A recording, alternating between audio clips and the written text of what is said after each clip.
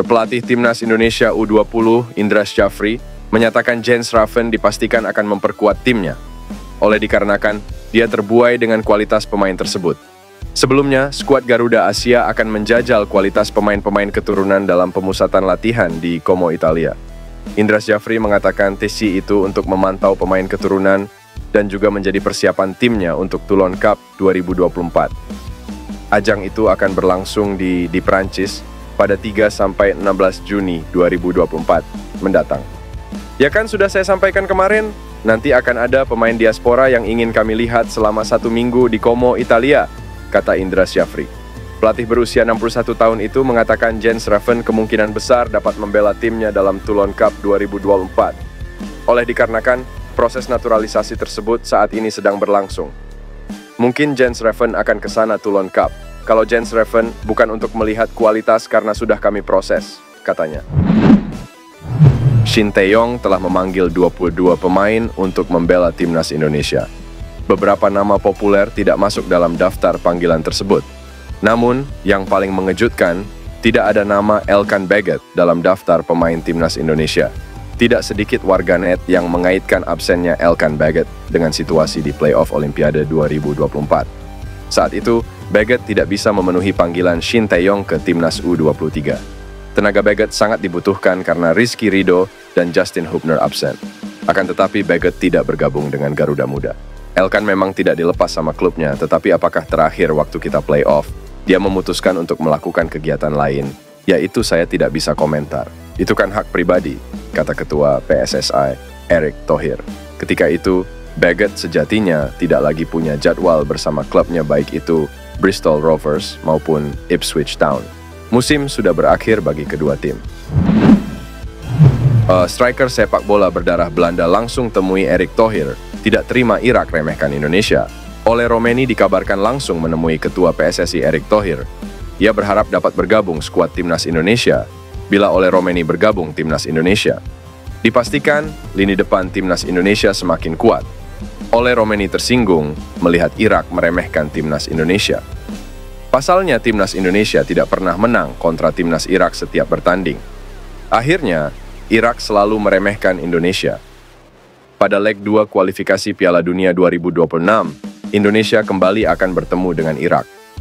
Shin Tae-yong punya kesempatan membalas kekalahan dari Irak. PSSI sudah lama mengincar Ole Romeni bergabung skuad timnas Indonesia. Ole Romeni masih ragu karena masih menunggu panggilan bergabung skuad timnas Belanda. Nama Ole Romeni tidak masuk skuad timnas Belanda bermain di Piala Dunia 2026. Pelatih timnas Filipina, Tom Saintfiet, menegaskan bahwa target timnya adalah mengincar juara ASEAN Cup 2024. Target tersebut tentu akan cukup sulit untuk diwujudkan.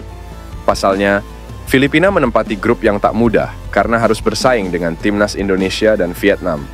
Persaingan ini nantinya terjadi di grup B ASEAN Cup 2024. 3 tim lain di grup ini yakni ada Myanmar, Laos, dan Myanmar. Sebagai informasi, hanya 2 tim dari setiap grup yang berhak melaju ke babak semifinal. 2 tim yang mewakili grup B diperkirakan bakal menjadi milik timnas Indonesia dan Vietnam.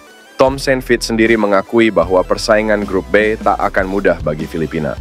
Namun, pelatih asal Belgia itu masih percaya timnya memiliki peluang bahkan untuk mengamankan gelar juara.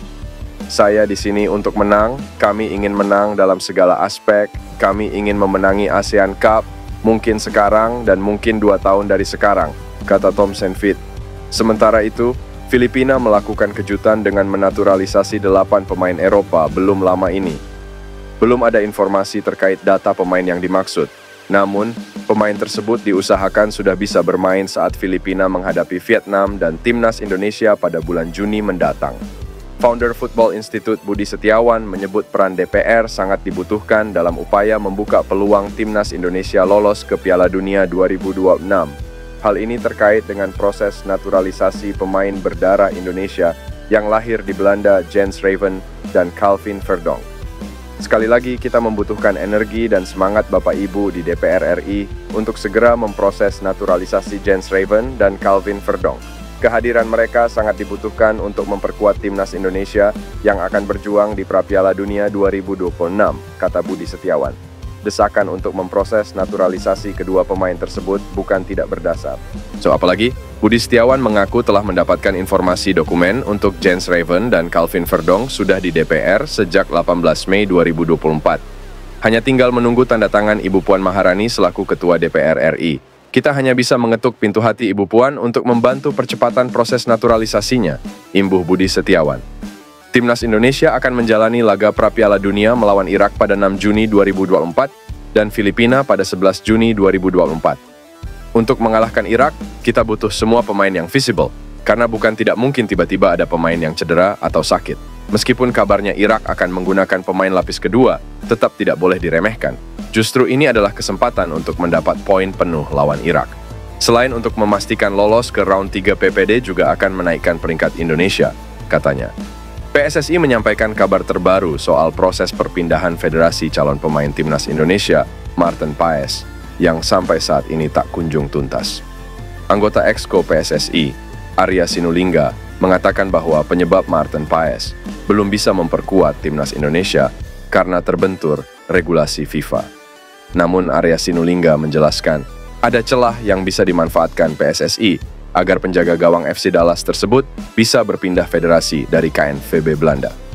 Masih ada celah kenapa sampai dia bermain di usia 22 tahun untuk Belanda, dan ini sudah konfirmasi dengan KNVB Belanda, jadi ada syaratnya, katanya menambahkan.